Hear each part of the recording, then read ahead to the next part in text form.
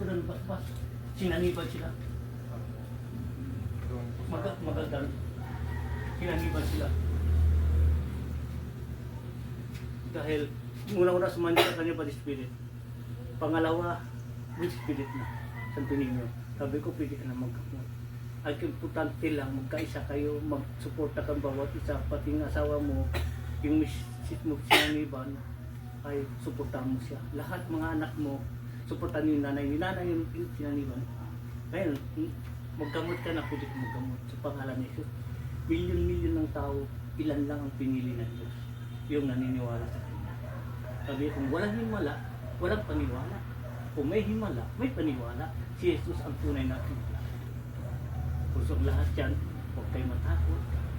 Ako, pare, Madrid, ginagamot ko rin. Ikagamot din sa simbahan. Lahat. Ang sa akin, ang binigay sa akin ng Diyos, doon sa managang pangalan, in time message of Yahweh for New Jerusalem, 10 for living God, buhay na Diyos. Ibig sabihin, freedom sa pangalan ni Jesus. Basta dala na kahit anong religion, basta si Jesus ang dala natin, pamilya tayo lahat. Isang kaligtas natin. Si Jesus. Sa akin, freedom. Dahil isa ang tunay ang nagbigay ng buhay sa atin. Kung si nanay, okay, dito ko siya kinakausap sa kamay ko. Okay, wala na. Maraming salamat. Si nanay, pakiramdam mo nanay, kumusta? Maayos. Sabi mo pa, kung may naramdaman kayo. Mahina lang siya, kulang pagkain. Dahil ito talalakas niya. Yung mata niya kasi po. Ang ituloy lang yung gamot. Di may nireseta na gamot dyan na ipapatak. Nandiyan na.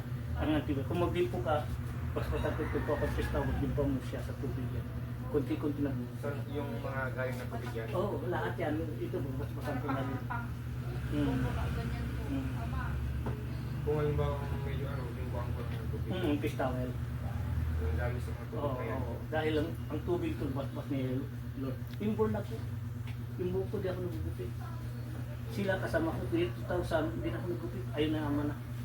Nagkakapintiro ako, tinigan na lahat. Pero kung sakaling panahulin may nangalaman ka sa akin na may nangaan, wala naman. Ang lahat ng bagay na dito, ang virus lahat. Sila ang mga virus. Kumapit ka lang, maniwala ka lang, mawawala ka lahat. Sabi kasi dati nun, dadasal ako medyo na ito ako. Ibig yung pong sabihin sa dito sa kung namin may virus. Ibig sabihin ang virus sa mga sakit yan. Ay, hindi ibig sabihin mga sakit virus yan. Ngayon, kasakit siya. Di ba virus yan? Di ba nga nandito sa paligid? Huwag mo na isipin yan paligid. Wala yan. Ibig sabihin, lahat ang mundo natin virus dahil ang kinakainan, chemical. Bigas, chemical. Isda, chemical. Manok, chemical. Hindi, Ano na? ang isipin yung mga magician. Huwag mo na isipin yun. Ang isipin mo, si Lord nang bahala sa kanila.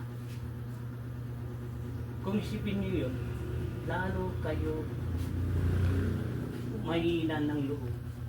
Parang nawawala kayong pag-asa. Isipin niyo may Lord pa rin, pinakapitan natin siya ng bahala sa kanila. Dahil kung di tayo sa kanya, wala tayo dito sa lugar.